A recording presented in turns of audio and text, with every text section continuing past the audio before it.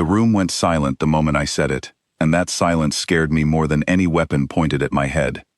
My name is Daniel Foss, and 3 hours earlier, I was the calm one in the room.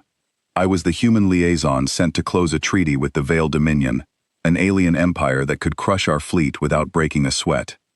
Talks had stalled over grain shipments and border lines for the 4th straight hour. The air in that throne hall was thick and hot, and every alien noble around me wore a mask of perfect calm while their eyes burned with impatience. I did what I always do when a room gets too tense. I made a joke.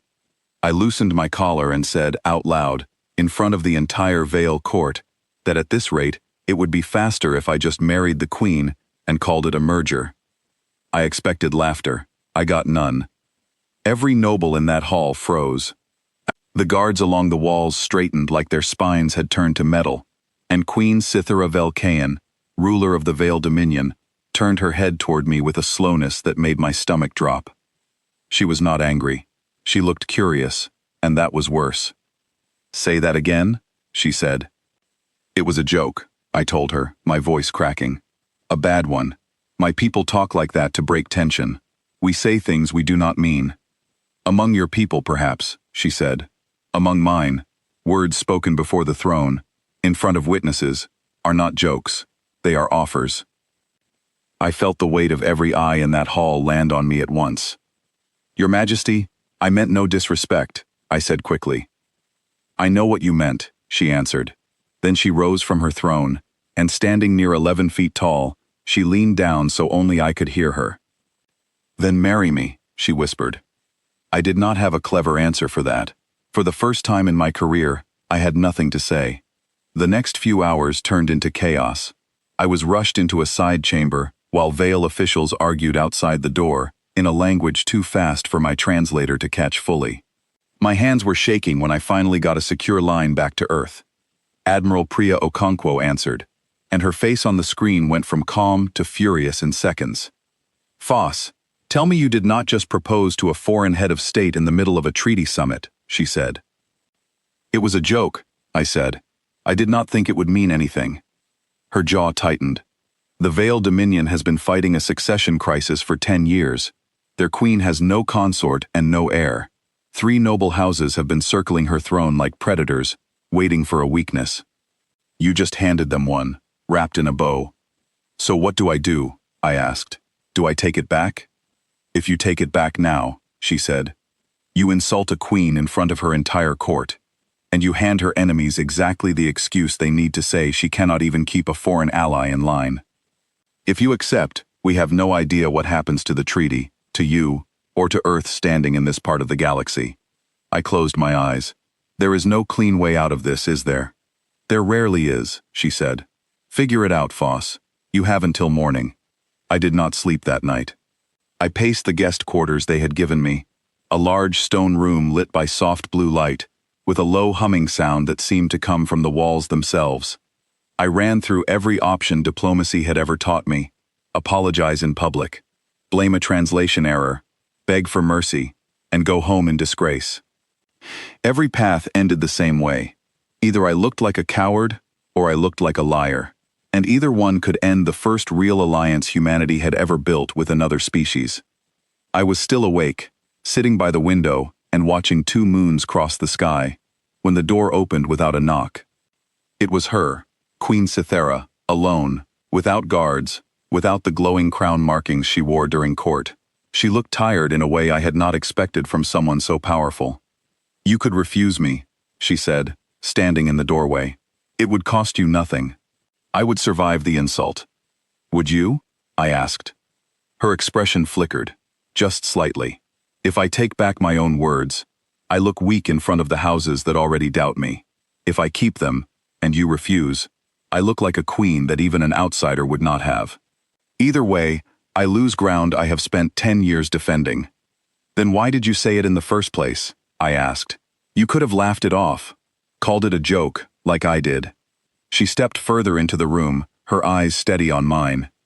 "Because in 4 hours of negotiation, you were the only person who told me the truth, even by accident. Everyone else in that hall tells me what they think a queen wants to hear. You told me what you actually thought, without meaning to. and it was the first honest moment I have had in that hall in years. I stood there, unsure what to say. I thought about every safe exit I had planned that night. The apology, the excuse, the quiet retreat back to Earth with my career intact and my dignity slightly bruised but whole. None of those paths felt right anymore. I asked her a question instead. If I agree to this, what happens to my people? Does it help the treaty, or does it put a target on our backs? It could do both, she said honestly. If I present a strong alliance, backed by a bond even my rivals cannot break, it silences the houses that call me weak. But if this fails, if you leave, or if the bond is seen as false, it could cost your people more than the treaty. It could cost you your life. That should have scared me more than it did. I looked at her for a long moment. Somewhere between the panic and the fear, I realized something. I had spent my whole career solving problems with jokes, because jokes let me avoid saying anything real. But she was right. In that whole tense negotiation, the only true thing I had said all day was the one thing I never meant to say out loud. All right, I said. Let us tell the houses I meant it. Her fronds, the crystal-like ridges along her head that lit up with her emotions, brightened just slightly. That was the closest thing to a smile I had seen from her since we met. I was hoping you would say that, she whispered. The next morning, the throne hall was packed tighter than before. Word had spread through the palace overnight, and every noble house had sent representatives to watch. I stood beside the queen, my uniform straightened, my hands steady despite the fear still sitting heavy in my chest. One of the noble lords, a tall figure named Kestrion, stepped forward, his voice sharp with challenge. An outsider cannot bind himself to the throne through a careless joke, he said. This is an insult to the Dominion, not an offer. I answered before the queen could. It was not careless, I said. I misspoke, yes, but what followed was not a mistake. I choose this, not because your customs demand it, but because, in every hour I have spent in this hall, your queen has been the only one willing to speak plainly to me, and I respect that more than I expected to. Kestrion's eyes narrowed, but he said nothing more. Around the hall, I saw a few of the other nobles exchange glances, some doubtful, some intrigued. The queen stepped forward and addressed the full court herself. Her voice carried through the hall without effort. For 10 years, this court has whispered about weakness, about succession, about who deserves this throne more than I do, she said.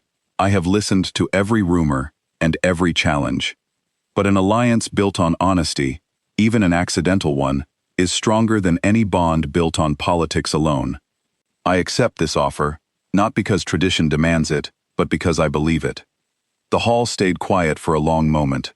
Then, one by one, the noble houses began to bow, some slowly, some with clear reluctance, but they bowed all the same. It was not a fairy tale ending. There were no fireworks, no grand celebration that night. There was simply a treaty signed, stronger and more binding than anything Earth had negotiated before, and a partnership between two people who had somehow found honesty in the middle of chaos. Back on Earth, the officials called it the Foss Accord, and historians would later joke that it was built on the worst diplomatic mistake in human history. The Veil called it something else entirely, a phrase in their language that roughly translated to the truth that binds. I still remember standing in that hall, staring out at a sea of alien faces, wondering how one badly timed joke had somehow become the most important decision of my life. I did not plan any of it. I did not deserve the credit people back home gave me for supposedly being brave. I was terrified the entire time. But sometimes the biggest steps we take are not the ones we plan carefully. Sometimes they are the accidents we choose not to run from. I made a joke that day, meant to lighten a heavy room. It became a promise I meant to keep, and somehow, against every plan and every fear, it turned out to be the truest thing I had ever said.